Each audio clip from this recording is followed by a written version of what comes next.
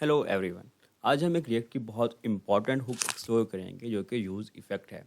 Use effect काम किस तरह करती है, हमें कहाँ पे यूज़ करना चाहिए, ये सब इसी वीडियो में हम एक्सप्लोर करने वाले हैं। सबसे पहले यूज़ इफ़ेक्ट है क्या। रिएक्ट के अंदर हम यहाँ पे फंक्शनल कंपोनेंट को देख रहे हैं कि मोस्टली जो काम होता है फंक्शनल कंपोनेंट में यहाँ पे काम हो रहा होता है। बट इससे पहले क्लास बेस्ड कंपोनेंट हुआ करते थे। क्लास बेस्ड कंपोनेंट के अंदर एक लाइफ साइकिल मेथड होता था, just like a component did mount, component did update, component will unmount, just like a method.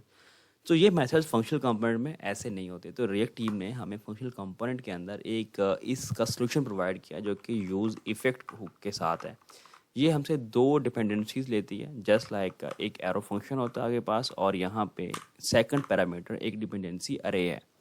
सो ये इसका कंप्लीट हमारे पास यहाँ पे सिंटैक्स है। सो ये फंक्शन जो है फर्स्ट टाइम तब कॉल होता है जब हम इस कंपोनेंट को यहाँ पे रेंडर करते हैं कि जब ये हमारा कंपोनेंट कॉल होगा तो तब कॉल होगा, उसके बाद ये अगेन कॉल नहीं होगा। हाँ, इसे हम रेंडर करवा सकते हैं, बट वो कैसे वो देखते हैं।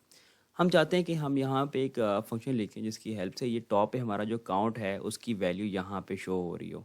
जस्ट लाइक हम यहाँ पे कॉन्स्ट एक काउंट और इसकी वैल्यू को अपडेट करवा देंगे, जस्ट लाइक काउंट।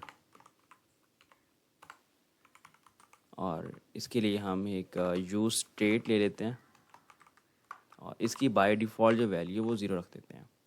और यहाँ पे हम एक बटन ले लेते हैं और बटन क्या करेगा, इसकी वैल्यू को इंक्रीज़ करेगा और यहाँ पे हम ऑन क्लिक लगा देंगे जिसके अंदर इसकी वैल्यू को अपडेट करवा देंगे जैसे यूज़र इस पर क्लिक करता है। ठीक है।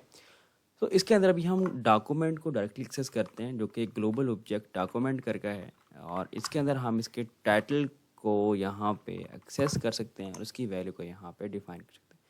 सो यूज़र जब भी क्या करेगा, यहाँ पे हम डायरेक्टली डॉम को मैनिपुलेट कर रहे हैं। जैसा कि यूज़र क्लिक करेगा तो यहाँ पे इसका जो टाइटल है वो अपडेट हो जाएगा, जस्ट लाइक यहाँ पे फर्स्ट टाइम ये फंक्शन कॉल हुआ, कॉल करने पे इसका जो बाय डिफ़ॉल्ट हमें वैल्यू मिल रही है वो ज़ीरो मिल रही है। जैसे मैंने इंक्रीज़ पे क्लिक किया तो इसकी वैल्यू यहाँ पे अपडेट नहीं हुई। बट अगर आप यहाँ कंसोल लगा के देखें इसके ऊपर यहाँ पे कुछ इस तरह से, सो यहाँ आपको ज़ीरो, यहाँ पे ज़ीरो मिल रहा है और यहाँ पे वन मिल रहा है। अगेन क्लिक करते हैं तो यहाँ पे टू मिल रहा है, बट ये टॉप पे अपडेट नहीं हो रहा क्योंकि हमने इसको फंक्शन में कॉल करवाया है, वो फंक्शन ही कॉल नहीं हो रहा। तो उसे हम फिर यहाँ पे एक डिपेंडेंसी पास करते हैं काउंट की।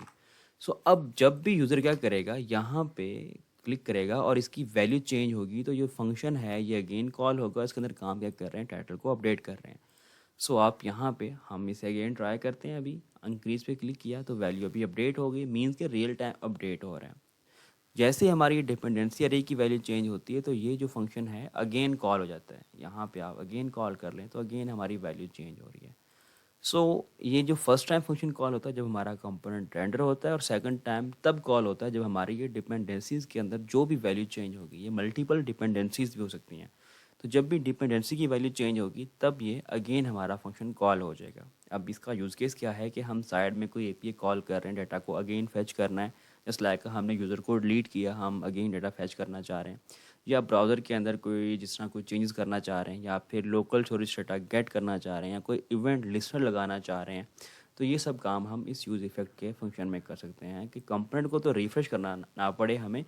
तो हम कंपोनेंट को रिफ्रेश भी नहीं कर रहे, हमारा फंक्शन जो है वो कॉल हो रहा है। तो सिंपल इसका यूज़ केस यही है कि हमको री रेंडर किए बिना हम वो डॉम को अपडेट कर सकते हैं क्योंकि रिएक्ट जो हमें सिंगल पेज एप्लीकेशन दे रहा है। तो वो जो लाइफ साइकिल मेथड है कंपोनेंट विल माउंट का अपडेट का, वो यहाँ पे हम देख रहे हैं।